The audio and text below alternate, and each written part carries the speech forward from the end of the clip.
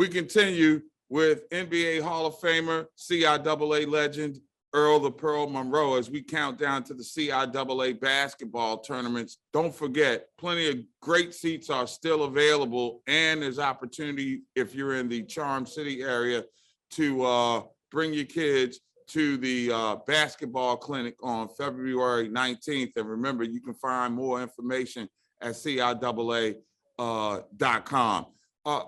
Earl, as we move this thing forward, back to the tournament itself and its constant evolution, and coming back from a year where the pandemic had all of us on lockdown.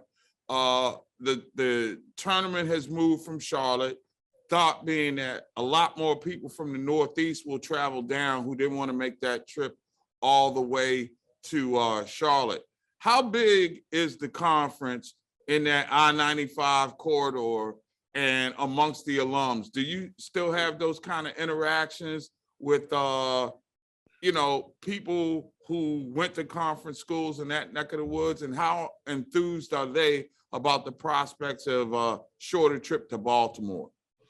Well, me being in New York and from Philadelphia, obviously there are a lot of guys and ladies as well that had attended, Winston-Salem and also attended the CIAA schools. And this is a great opportunity for them to get back, not have to travel all the way down to Charlotte and whatnot, but, it's a shorter trip up I-95. And you're talking kids or people from Boston all the way down, from New York, Connecticut, New York, Philadelphia, and so forth and so on. And it's a great opportunity. Baltimore is situated in such a way, whereas you could get there by train, you get there by bus, you could get there by flights, so it's easier for folks to come in and enjoy this, and then when they're leaving, they don't have that long trip to get back. So, it's kind of a godsend to, have it in Baltimore for those people who are not necessarily in the South, but certainly way up in the eastern section of the country. How, a lot of the alums of school, when the tournament gets down and you get to those Friday and Saturday games, all right, my first CIAA tournament that I covered, believe it or not, I sat in Richmond, and it was my honor, privilege, and blessing to sit next to Coach John McClendon and watch a championship CIAA game with him in my right ear. I'll never forget that for the rest of my life. Talk about, this is a guy that's a legend who is as much a part of the AA and basketball as anybody imagines. And his legacy has been dwarfed just a little bit. Can you talk about Coach McClendon, his impact on the game, the father of the fast break, but things that he did to open up the game to African-American players? Well, John McClendon was a very special individual. Excuse me. He, we like to, people like to say, he really learned the game from the guy who invented the game, James Naismith, as when he went out to Kansas to school. And, his philosophy of the game really changed the game itself, shooting within 7 seconds or so forth and so on, which initiated the fast break. And, it goes back even further in the 40s when he had the Duke players come over to play against his North Carolina college team and beat them because the Duke players weren't about running the ball up and down the floor like these guys were. So, there's a lot of firsts in terms of what John McClendon was about. He's actually the first Black professional coach when he coached Denver in the ABA. He was coaching the NBA, NAIA, and not the NBA, but the preceding pro league that went about.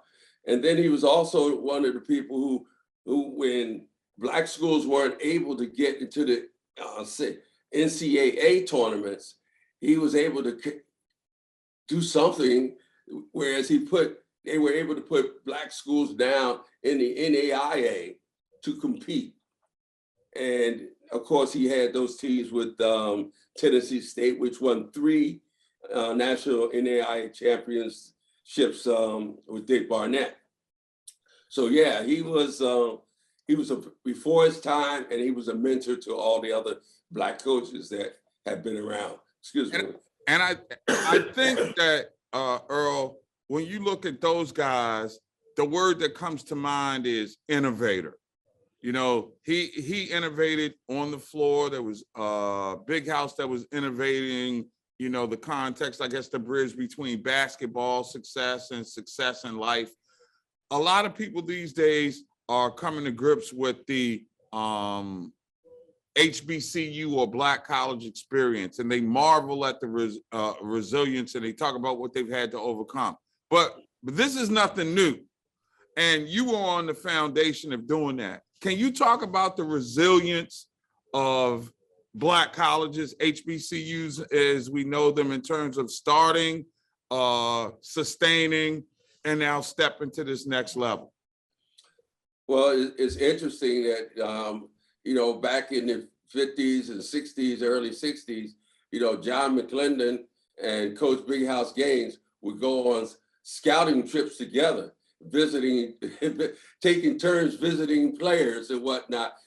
Okay, you go at this house, okay, I'll go this house, you know, which is something that's never, you know, you don't even hear about anything like that ever happening where 2 coaches will go out recruiting players. But, you know, they did that. And one of the things that, you know, is really remarkable is the fact that once the white schools started to take Black players, then there was another whole section of things that had to be done, because now how do you recruit your own players, so to speak, now that they're able to go every place else? And I can remember talking to Coach Gaines one year, and he said to me, you know, of the top 200 Black players in the country, not one went to a HBCU. So, you know, that made their whole thing just a little bit different, you know, because now we've got to be innovative in order not only to get players that we think could help us, but we've got to also be able to be innovative in the way that we play. When you talk about that in a context right now, you've got the evolution of individual players now being able to capitalize on their name, their image, and their likeness. 2-part question for you. Personally, how much do you think Pearl would have been worth in college based upon what you see these Neal kids getting these days in terms of, you know, marketing opportunities? But secondarily, now you got kids coming back. And you just look at, we just had National Signing Day for football, and Black colleges now are becoming destinations as opposed to second chances. How do you look at that renaissance, if you will? Well, I think it's amazing, first of all, that, you know, that now all of a sudden, you know, the kids are starting to come back. I mean, the idea of all this was the fact that they were going to be coming back, you know, from the beginning, you know, but you know, I think the instance of the mindset was somewhat geared toward that and was venturing in that direction. And then the George Floyd thing happened. And I think that really turned and you know, kind of accelerated everything. And the fact, of course, Deion doing his thing at was that Jackson or whatever? It is Jackson, yes, Jackson State. And then other, you know, NFL players coming and so forth. And now you look at it, now it's a renaissance now of kids now looking at these schools, because for the most part, those major white universities are only built on Black players. So why not build HBCUs on Black players? Because that's where we came from. So hopefully, that trend will keep on going. And also in terms of what I would be worth in today's market, who knows? It's crazy because you saw the quarterback, Bryce Young, who won the Heisman Trophy, come into school with a $1.5 million marketing deal before he played a down. So in context, I'm thinking about some of you, like yourself, the Sam Jones, the Bobby D's. Man, it would have been off the chart back then, wouldn't it? Well, no doubt, but obviously, all things in time, and Right. and we were there to set a foundation for these things that are happening today. And obviously, we're not going to benefit from a lot of it, but we'll benefit from it in our minds and in our hearts, because our heart has always been with HBCUs. Right. And it's amazing how that is. And if you could, from your perspective, show the passion or the pride or what that, for lack of a better term, HBCU or Black college chip that's kind of on our shoulders, not in a negative way, but when you go into mainstream society with a sense of cultural fulfillment and pride in your people, to know that you have overcome, tyranny of slavery, after effects of Jim Crow, and you've got a set that has propelled you into successful careers beyond the sport that you play, or even beyond the time that you spent on the yard, if you will, how that has fueled you away from the court after retire and into your business endeavors. Well, the first thing, I think you have to, again, know who you are and what you do and what you do. Things, you have to, everything is a plan. You have to plot a course. You have to know where you're going, what you want to do. Sometimes you go down that path. Sometimes you veer off that path, but you got to have some type of destination in terms of knowing where you want to get to. And I think that, for me, I've always been involved in entertainment, it seems like. My father, he sang and danced with Bessie Smith. So, it's always been in my, genes, I guess, that it was always going to be entertainment. So I dealt with entertainment. I went to recording companies, publishing companies. I've had all those type of things. Right now we're trying to do another movie and whatnot. I've done the Black Magic, which is the Right. We won a Peabody Award for documentary for that, and we also did Basketball Love Story, which was a 20-hour piece on HBO. So that I always felt, because my game was entertaining, that was the direction in which but obviously other people think differently. And that's the way, of the world. So, you have to think in terms of where you want to go, plot a course toward that, and try and stay on course. A lot of us get knocked off the course and whatnot, but we still got to move forward. Who does Earl Monroe like in this generation? Do you have a favorite player? I won't ask to compare anybody to you, because I don't think that there was. There's some people who break the mold, some people set the mold, and then there are people who is a mold onto themselves. And I look at you in the latter. So is there a player right now that you enjoy watching more than anybody else? It's not like one player that I enjoy watching. If I turn a game on, I'm looking at the game and I see who's what. And if I like what they're doing, I watch them. In terms of the NBA, obviously I like Kevin Durant. I like obviously LeBron James. Those are just obvious guys. But then again, as a guard, you also like to have those guys who have that so-called chip on their shoulder, have that swagger and whatnot, like a Stephon Curry. I call him homeboy, but because he's from Winston-Salem, Chris Paul. Mm-hmm. But guys who understand the game, they see the game and understand the game and can play the game. And I think those are the kind of players that I like to see. And when you start seeing the players who didn't necessarily play at Black colleges or HBCUs giving back, like Chris Paul, like LeBron James, to see a Morgan and a Howard get ready to play on the Saturday before the All-Star game in Cleveland, even prior to All-Star Saturday night. What does that mean to you? Well, it's a great thing. My daughters just came in and said, you know, Earl, they tagged you on the CIAA game there in Cleveland. I said, who's that? Oh, they said, oh, the players and whatnot. So it's great. I mean, the fact of the matter is that I'll be in Baltimore doing that. And I won't be going to Cleveland until later on. So I'll miss that game, but it's great to have people recognize the fact that, you know, there is basketball outside of the other NCAA players, you know, teams and whatnot that actually play basketball. And the impact that those sort of mainstream players have had on bringing visibility, not just to basketball, but to the overall HBCU collective.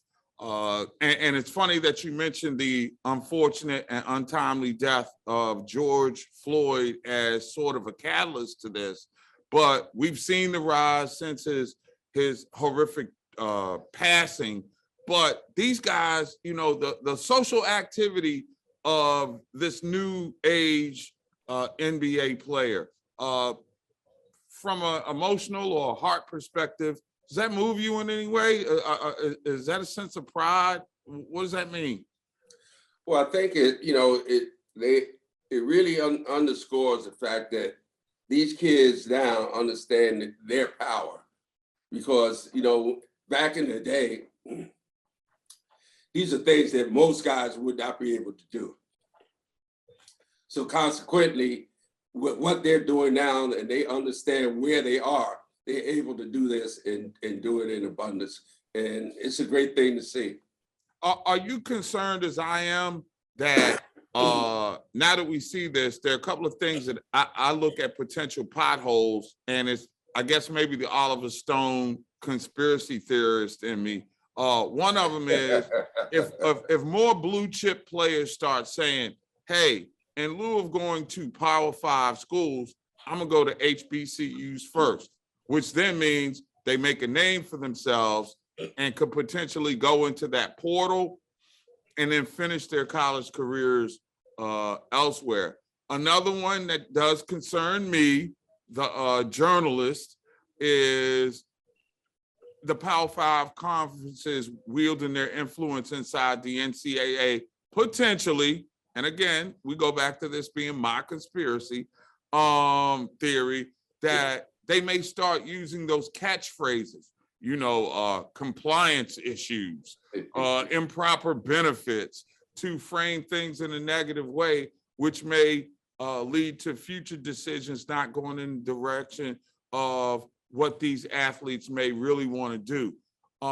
Is there a potential downfall, or do you think that this is a momentum that's sustainable?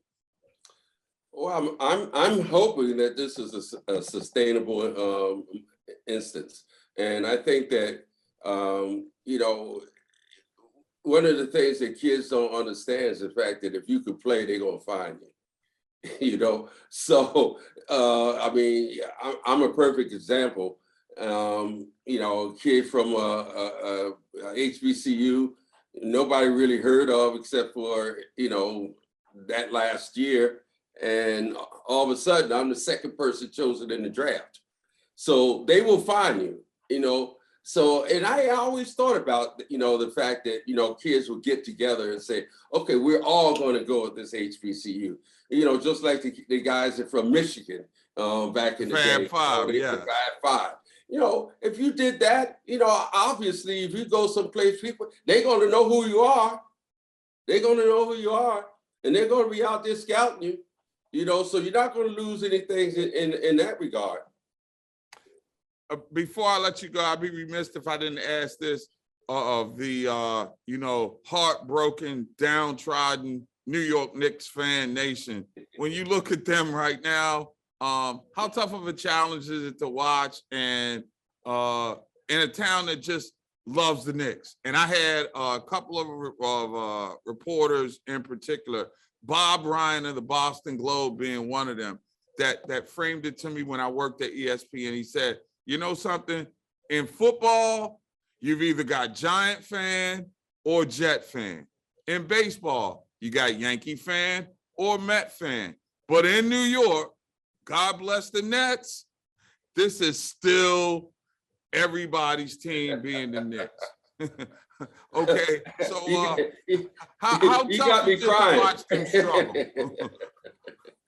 Well, it's like I was at a dinner a few years ago, and Mike Mussina, the pitcher for the Yankees, Oriole first. also played for Baltimore, didn't he? Yes, he was an Oriole Yeah. first. Yeah. And I'm a baseball guy, so Me too. So So I was, after he spoke about, being whatever, what Yankee, whatnot, and then I got up and my words were like, I know that, the Yankees are doing this and so forth and so on, but New York is not happening unless the Knicks are happening. And it brought a standing ovation. So that's exactly how people feel about the Knicks here in New York. And unfortunately, that it's been a big drought. I mean, obviously, in terms of championship, they haven't won a championship since 1973. But at the same time, they're diehard Knicks fans and got a glimpse of last year of maybe having a team and had big expectations for this year, but so far this year, they haven't really played up to expectations, but they've got a nucleus of guys. I think this year that their chemistry is not the same as it was last year, but it remains to be seen what happens. This is just the middle of the season, so we'll see what they can do if they can make the playoffs at least. That's the incomparable Earl the Pearl Monroe, boys and girls, CIAA for life. And you really can't spell the legacy without the CIAA, without Pearl in the middle of it. And Mr. Monroe, I'm so happy to have a chance to talk to you again. I look forward to doing it again, because I remember sitting next to you the day of the announcement, and it was almost like Christmas Day for you in Baltimore. When it was announced that it was coming back to a building that you played in. And once again, before I let you go, can you talk about the clinic? Because we want to make sure as many people not only grow from the basketball experience, but the things away from the game that you and Bob Dandridge will be imparting on them. Well, Bob and I will be doing a real question and answer session with these kids and whatnot. But, the local coaches and whatnot, they'll be doing, training and skills competitions and things of that nature. And it's going to be at the UA House there in Baltimore. The great thing about it is they're going to have 200 high schoolers and middle schoolers. So that's also good. But I think the thing in a nutshell, I mean, this is the first time that the CIAA has been in Baltimore since 1952. So, last year they had the virtual thing, which incidentally, they're up for an award for in 22 for being, so doing it so well. So I'm just excited to be a part of this. I'm excited that my good friend Bob Dandridge is, and I will be together again. We talk every week anyway. So this at least this time we'll be able to see each other face to face. And those people out there that come to the CIAA will also be able to see live basketball. So we're excited about this and just happy to be a part of it. And, kudos to the Baltimore tourism for doing what they do. Al Hutchinson and those guys over there and his staff and the mayor and everybody's just done a tremendous job to bring this to fruition. I recently had to come to grips with the fact that at 55, I am an OG. But for those of us who are from Gen X, who remember the great days of the NBA gone by, you're one of our faves. we so glad that we had an opportunity to spend some time with you on the HBCU Sports Nation. And I can't wait to see you in Charm City. There'll be some crab cakes. There'll be some great basketball. And, just to be able to soak up the history around you guys, man. If I'm in the room with you and I'm shutting up, I'm listening, because I know that in your conversations, I'll be able to learn something. And that's what evolution is all about. Thank you so much for your time. Thank you so much for being CIAA for life. Well, I appreciate it. Thanks. Nice to see you again. Always a pleasure. Earl Monroe, boys and girls, and that's going to close the book on this edition of the HBCU Sports Nation. Remember, we're like a certain motel chain. The light is always on for you, and we look forward to catching up with you the next time we make a stop around the HBCU Sports Nation. I'm Mark Gray.